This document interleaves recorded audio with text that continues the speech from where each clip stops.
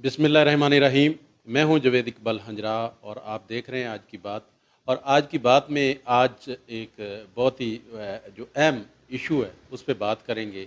सहीवाल में एक ऐसा गैंग मुतहरक है जिसने कई ख़वातीन को बहला फुसला के अपने पास वो बुलाते हैं, झूठा निकाहनामा बनाते हैं, झूठ उसके बाद वो मनशियात के धंधे पे उनको लगाते हैं कि आप मनशियात फ़रोशी करें, क्योंकि उनका काम मनशियात फ़रोशी करना और जिस्म फ़रोशी पे मजबूर करते हैं। जो मेन बात है उसके लिए वो अपनी बीवी उसको इस्तेमाल करते हैं और वो जाके मजबूर औरतों को जाके घरों में देखती है, कोई गांव की रहने वाली, कोई शहर की रहने वाली, और पिसा हुआ जो तबका है वो मुश्किल हालात में है और वो मुश्किल से इस मजबूरी से फ़ायदा उठाते हैं और उनको नाजायज़ काम करने पे, जिस्म फ़रोशी करने पे भी मजबूर किया जाता है। जब उनके खिलाफ कोई आवाज़ उठाने की कोशिश करता है तो उनके ऊपर उल्टा एफआईआरें कटवा दी जाती हैं, उन पे तशद्दुद किया जाता है, मारा जाता है, पीटा जाता है। और ये आज का नहीं, ये एक अरसा दराज से ये गैंग मुतहरक है जिसकी मुतअद्दिद बार पुलिस को भी रिपोर्ट की गई है। मुख्तलिफ लोगों ने पुलिस को भी बताया है कि ये गैंग मुतहरक और ये काम कर रहा है, लेकिन ताहाल उसके खिलाफ कोई कार्रवाई नहीं हो सकी। मेरे साथ आज एक ऐसी मुतासरा खातून मौजूद हैं। बाकी जो कहानी है उनकी ज़बानी सुनेंगे, उनसे सारी बात करेंगे कि किस तरह उनको बहला फुसला के झूठा निकाहनामा बनाया गया, कैसे उनको मजबूर किया जाता है कि आप जिस्म फ़रोशी करें, आप मनशियात फ़रोशी करें, और किस तरह उन पे जुल्म ढाए जा रहे हैं। तो मेरे साथ वो खातून मौजूद हैं, उनसे बात करते हैं। अस्सलाम वालेकुम। क्या नाम है आपका? आसिया परवीन। क्या आपके साथ मसला हुआ, ये सारी आप डिटेल बताएं। मसला ये हुआ कि मैं एक गरीब औरत हूँ। मेरा नाम आसिया परवीन साहिवाल की रहायशी हूँ। मैं मेहनत मजदूरी करके अपने बच्चों को पाल रही थी, ठीक है। तो ये निगत बानो औरत है, ये मेरे पास आई एज ए कस्टमर बन के आती रही है। आके इसने मुझे जैसे दोस्तों की तरह सहेली बना लिया है, दुख सुख पूछती रही है। फिर मेरा नंबर अपने हस्बैंड को दे दिया और मुझे जैसे ही उसने आना, मुझे पता ही नहीं चल देना ना, मेरी घर की वीडियो, मेरी बेटी की वीडियो बना के ले जानी, ठीक है। ऐसे 6-7 माह तक उन्होंने मेरे साथ ऐसे किया है। तब मैंने उनसे, मुझे पता चला कि ये लोग अच्छे नहीं हैं, किनारा करने की कोशिश की है, तो उन्होंने मुझे ब्लैकमेल करना शुरू कर दिया, उस आदमी ने, उस औरत ने, कि तेरी बेटी की हमारे पास बहुत सारी वीडियो हैं जो तुम्हारे ख़ानदान को दिखाएंगे, हम रसवा कर देंगे, हमारे अलावा तेरे पास कोई रह नहीं जाएगा आने के लिए। और मैं उनकी मिन्नतें करती रही कि मेरे बच्चे स्टूडेंट हैं, मेरे बच्चों की इज़्ज़त है स्कूलों में, हर जगह आप ऐसा ना करें, प्लीज़ मुझे छोड़ दें, बाकी लोगों के साथ जो मर्ज़ी करें, मैं गरीब हूँ, मजबूर हूँ, मुझे छोड़ दें। लेकिन उन्होंने मेरी कोई बात नहीं मानी। उन्होंने ऐसे ही किया कि मुझे, मेरी फैमिली को बहुत ज़्यादा रुसवा किया, मेरे बच्चों की नज़रों में भी मुझे गिरा दिया, मेरे फैमिली वालों के नज़रों में भी गिरा दिया। जी ये हमारे साथ मिली हुई थी, अब इनकार कर रही है, ठीक है। मैं बहुत सबके आगे रोई पीटी, लेकिन किसी ने कोई मेरी बात नहीं मानी। मेरे हस्बैंड ने भी मुझे डिवोर्स दे दी, मेरे बेटों ने भी मुझे छोड़ दिया, सिर्फ इनकी वजह से, इनकी बातों में आके इन्होंने मुझे इतना रुसवा किया, इतने मेरे खिलाफ बना लेगी, ये देखें जी ये इसमें शामिल है। हालांकि मेरी कोई गलती नहीं थी, मुझे इल्म ही नहीं था कि ये हमारी तस्वीरें बना रही है, हमारी वीडियो बना रहे हैं, हमें पता ही नहीं था। वो आपने फिर निकाह किया मजबूर होके? हाँ जी, जैसे मैं मजबूर हो क्या गई। नाम था जिसके साथ निकाह किया? राना राशद। कहाँ का रहने वाला है ये? 82 6 बराक ब्लाक का। तो उसने, फिर उन्होंने कहा जी तेरे पास और कोई रास्ता नहीं, अब तो सारी दुनिया ने तुम्हें छोड़ दिया, हम तुम्हें सहारा देते हैं, तुम्हें अपने, उसने कहा कि मैं तुम्हें अपनी इज्जत बना लेता हूँ, मेरी वजह से तुम्हारी रुसवाई हुई है। तो उसने मेरे साथ निकाह कर लिया, ठीक है। निकाह कर लिया, निकाह के जो निकाह था वो उसने मेरा रजिस्टर ही नहीं होने दिया। मुझे पता ही नहीं कि मेरा निकाहनामा, मैं जब भी निकाहनामा मांगती थी, आज देता हूँ, कल देता हूँ, ऐसे महीना डेढ़ गुजर गया। उसके बाद उन्होंने मुझे निकाहनामे के नाम पे ब्लैकमेल करना शुरू कर दिया। मैं उसे कहूँ कि मैं तेरी बीवी हूँ, मुझे बीवी का हक दो, तो वो कह रहा कि अच्छा, आपको क्या कहते थे, किस काम पे मजबूर करते के थे कि ये काम आप करें मेरे साथ? वो कहता था कि वो दोनों मियाँ बीवी ये कहते थे कि वो बीवी उसकी कहती थी कि इसके घर में मंशियात रखो, क्योंकि मैं उसके घर में, जब मुझे पता चल गया ये मंशियात फरोश गलत लोग हैं, तो मैंने कहा मैंने सेपरेट रहना, अपना मेहनत मजदूरी करके गुजारा कर लूँगी, मैंने तुम्हारे घर में नहीं आना, ठीक है। मेरी साथ बच्ची थी, मैं अपनी बच्ची की इज्जत जान बचाना चाहती थी कि ये अब इन्होंने मेरे साथ ऐसा किया, मेरी बच्ची के साथ भी करेंगे। मैं किराए के मकान में रहती थी, तो वो मुझे मजबूर करते थे कि इधर मंशियात के कूलर रखो, बैग रखो, इतने बड़े बड़े बैग हैं जो 100-100 लीटर के होते हैं, वो लेके आते हैं, वो छुपा देते हैं लोगों के घरों में ऐसे ही। तो मुझे कहते थे अपने घर में रखो, हम ना फ़ोन पे डील कर लिया करेंगे, जो कोई कस्टमर आएगा उसको दे दिया करना। मैंने कहा मैंने ऐसा कुछ नहीं करना, मैं लोगों के बर्तन साफ़ कर लूँगी, मेहनत मज़दूरी कर लूँगी, मैंने कोई गलत काम नहीं करना। अच्छा, एक तो ये मनशियात के हवाले से आपको कहते थे कि मनशियात अपने घर में रखें, हमारे साथ हेल्प करें सेल करने में। इसके अलावा आपको किस काम पे मजबूर करते थे? इसके अलावा वो जो उसके तल्लुकात बने हुए थे लोगों के साथ, मुझे कहता था कि ये मेरा दोस्त है, इससे बात करो। वो जिस्म फरोशी का भी काम करते हैं, ठीक है ना। अपनी यानी कि जो औरतें मजबूर होती, बेशक उसकी बीवी है, उसके तल्लुकात बना देता है दोस्तों के साथ, ठीक है ना। तो फिर वो दोस्तों के साथ उनके तल्लुकात, जी उनके साथ जाएँ जी इस काम के लिए, वो काम के बहाने से ले जाते हैं।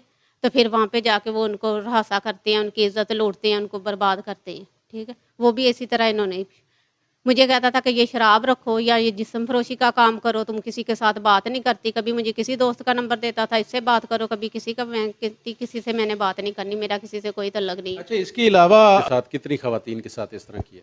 इसके अलावा उनकी अपनी उस राशिद के ज़बानी है, वो कह रहा कि मुझे खुद नहीं याद कि हज़ारों औरतें मैं ऐसा कर चुका हूँ कि मुझे खुद को ही नहीं याद है। वो कहता 100 की तादाद में उसने ये मुझे खुद ये बात कही। वो कह रहा कि 100 की तादाद में नहीं है, हज़ारों की तादाद में मुझे भूल ही गया कि मैं कितनी-कितनी औरतों के साथ क्या-क्या कर चुका हूँ और क्या-क्या करवा चुका हूँ। अच्छा, इस पे कोई मुकदमे वगैरह भी हुए हैं पहले? हाँ जी, इसके ऊपर मंशियात के, चोरी के और 302 का एक कत्ल का मुकदमा भी दर्ज हुआ है। वो मेरे पास ये वीडियो, ये देखें, उनकी सारी एफआईआरें हैं, ठीक है। ये उसके बेटे की एफआईआर है 3 और ये 7 उसकी हैं। ये मुख्तलिफ ये मंशियात की और कत्ल की और चोरी के मुकदमात उनके ऊपर। तो नाज़रीन, ये जो ये क्रिमिनल गैंग राना राशिद है, उसके ऊपर ऑलरेडी तकरीबन 6 से 7 मुकदमात भी दर्ज हैं, मंशियात फरोशी के मुकदमात दर्ज हैं और इसमें चोरी का है और एक 302 का मुकदमा है और फ्रॉड के मुकदमात भी दर्ज हैं। और उसका ये एक बेटा भी है, उसके ऊपर भी मुतअद्दिद ये एफआईआरें हैं और ये क्रिमिनल रिकॉर्ड याफ्ता आदमी है जिसके ऊपर तकरीबन 8 से 10 एफआईआर्स हैं। उसके बावजूद आज तक किसी पुलिस ने इसको गिरफ्तार नहीं किया, पुलिस ने कभी इस पे हाथ नहीं डाला और ये आज तक कोई सैकड़ों की तादाद में ख़वातीन के साथ इस तरह कर चुका है।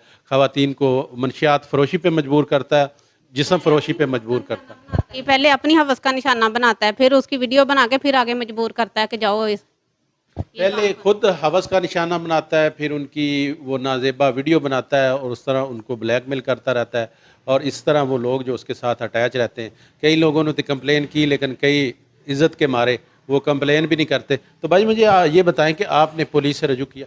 जी, मैंने पुलिस से रजू किया। ये देखें मेरे पास ये डीपीओ साहब के कार्ड हैं, ठीक है। मैं 4-5 दफ़ा डीपीओ साहब के जा चुकी हूँ। उन्होंने मुझे डीएसपी सिटी के पास भेज देते, कभी किसी के। वो मुझे कहते जी बीबी घर का मामला है, जाओ घर जाके सोल्व करो, हमारे पास और भी बहुत सारे काम है, तुम लोगों की बातें सुनने के टाइम नहीं है, ठीक है। वो मुझे इसी तरह, मैं पिछले 2 माह से ये जगह जगह धक्के खा रही हूँ। डीएसपी सिटी के पास, डीएसपी इन्वेस्टिगेशन के पास, डीपीओ के पास 100 चक्कर लगा चुकी हूँ, लेकिन मेरी कोई फरियाद नहीं सुन रहा। मेरा यही मुतालबा है कि मुझे इंसाफ दिया जाए। मेरे घर में मेरी 16 साल की बेटी, ये देखें 29/6 को आके उन्होंने मुझे इतना मारा और मेरा उन्होंने मेडिकल ही नहीं होने दिया। मेरा मेडिकल नहीं होने दिया, मेरी बच्ची का मेडिकल नहीं होने दिया और मैं रात 11 बजे तक थाने में एप्लीकेशन लेके बैठी रही हूँ, किसी ने मेरी एप्लीकेशन ही ली। अच्छा। उसके बाद मैं डीपीओ के अगले दिन आई हूँ तो डीपीओ साहब ने डीएसपी को भेज दिया मुझे, ठीक है। तो डीएसपी साहब ने कहा कि बीबी घर का मामला, जाओ घर जाके सॉल्व करो, इसका कुछ नहीं हो सकता। तो नाज़रीन, ये आपने सारी दास्तान सुनी। इस जैसी कई ख़वातीन हैं जिनके साथ अभी तक इतना बड़ा ज़्यादती वो कर चुका है। तकरीबन ये बाजी हमारी बता रही कि सैकड़ों की तादाद में ख़वातीन हैं जिनके साथ ज़्यादती कर चुका है। फिर पुलिस हमारी क्या करती है? पुलिस का क्या रोल है? पुलिस का रोल तो है अमन कायम करना, जिनके साथ ज़्यादती हुई उनका साथ देना। तो ये क्रिमिनल बंदा है, तकरीबन 7 से 8 एफआईआरें इसके ऊपर मौजूद हैं, ये इनका रिकॉर्ड है। मंशियात फरोशी की हैं, 302 की हैं और फ्रॉड की हैं और इसके अलावा चोरी की एफआईआर है। उसके बावजूद ये बाजी ने तकरीबन 4 दफ़ा ये पुलिस के पास गई है, डीपी ऑफिस गई है। ये डीपी ऑफिस के कार्ड इनको मिले हुए हैं कि जो डीपी ऑफिस से जारी होते हैं कि आपका ये केस सुनवाई होगा और फलां अफसर सुनेगा। इसके लिए ये डीएसपी साहब के पास भी गई हैं, एसएचओ साहब के पास भी गई हैं, लेकिन क्रिमिनल रिकॉर्ड याफ्ता आदमी और जो इस कदर ब्लैकमेल करता है, ख़वातीन को हरासा करता है, उनको मंशियात फरोशी पे मजबूर करता है और उनको जिस्म फरोशी पे मजबूर करता है, ब्लैकमेल करके और रिकॉर्ड याफ्ता भी है। ये तकरीबन 7 से 8 FIR हैं उसके ऊपर। तो ये खातून अगर DPO साहब के पास 4 से 5 दफ़ा जाती है तो इसको इंसाफ नहीं मिलता, तो इंसाफ मिलना कहाँ से? कौन इंसाफ देगा यहाँ पे? ये किसके पास जाए? इनको बता दिया जाए कि पाकिस्तान में आपको इंसाफ नहीं मिलेगा, आपको फलां मुल्क से जाके मिलेगा, तो ये वहाँ पे जाए। तो इनको इंसाफ किसने देना है? ये मजलूम तबके को इंसाफ किसने देना है? DPO साहब कम अज कम आप इसको सुने, ये रिकॉर्ड याफ्ता आदमी है जिसके ऊपर 7 से 8 FIR हैं। आप तो एक जिम्मेदार अफसर हैं, आपकी जिम्मेदारी बनती है इनको इंसाफ फराम करना। उल्टा ये FIR आपकी पुलिस ने इस मजलूम खातून के बच्चों पे दे दी है, जिनका कोई कसूर ही नहीं है, जिनको किसी वकूए का भी नहीं पता है। उल्टा उनके ऊपर FIR आपके जवानों ने दी है, आपके पुलिस अफसरान ने दी है, और इसकी FIR कहाँ गई?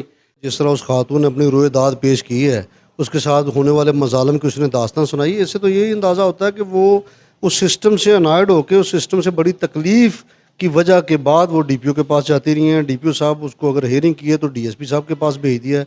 DSP साहब ने SHO के जिस सिस्टम से वो पहले ही तंग आके दिल बर्दाश्ता होकर हायर अथॉरिटी के पास गई हैं कि मेरे साथ ये प्रॉब्लम है, नीचे मेरी बात नहीं सुनी जा रही, दोबारा उन्हीं लोगों के पास भेज देना मजालम करने वाले से भी बड़ा जुल्म मैं समझता हूँ। जिन अदारों के ऊपर हमारा बिलीव है अल्लाह की ज़ात के बाद, जिनको अल्लाह ने इख्तियार और ताकत दी है, वो जो साहब इक़्तिदार साहब इस्तात हैं, अगर वो मजलूम की दाद रसी नहीं करेंगे तो सिस्टम तो पहले कोलैप्स हो चुका है। बहुत जुल्म और ज़्यादती की बात है। मेरी ये आपके तवज्जुह से हायर अथॉरिटी से इल्तिजा है कि अगर ये बीबी का मामला, इसको थॉरो इन्वेस्टिगेट ना किया गया, इसमें जाने जा सकती, जिस तरह कि उस बंदे का पहले भी बड़ा हीनियस क्राइम में मुलव्वस है, दर्जनों FIRs हैं उसके और उसके बेटे के ऊपर। तो इस सिलसिले में उनको बिल्कुल इक़दाम करने चाहिए, उस खातून को इंसाफ दिलाना चाहिए। और बहुत सारी ख़वातीन जो जिस तरह वो खातून बता रही थी कि उनके चुंगल से आज़ाद होने के लिए तरद्दुद कर रही हैं, परेशान है, या उनका विक्टिमाइज हो चुकी जिनकी, या आने वाली खुदा न खासा बच्चियों के साथ ज़्यादती हो सकती है, उनको बचाया जाए, उनका इस्तेसाल होने से बचाया जाए। ऐसे लोगों को सलाखों के अंदर होना चाहिए और कानून को अपना रास्ता ज़रूर लेना चाहिए, मैं समझता हूँ। जी बिल्कुल, ये इंसाफ फराम करने वाले इदारों पे एक बहुत बड़ा सवालिया निशान है कि मजलूम की दाद रसी किसने करनी है, ये लोग किसके पास जाएं? अगर इन इदारों ने इनको इंसाफ नहीं देना तो कौन इंसाफ देगा? इंशाअल्लाह न किसी और प्रोग्राम के साथ आपकी खिदमत में हाज़िर होंगे। तब तक मुझे दें इजाज़त। अल्लाह हाफ़िज़।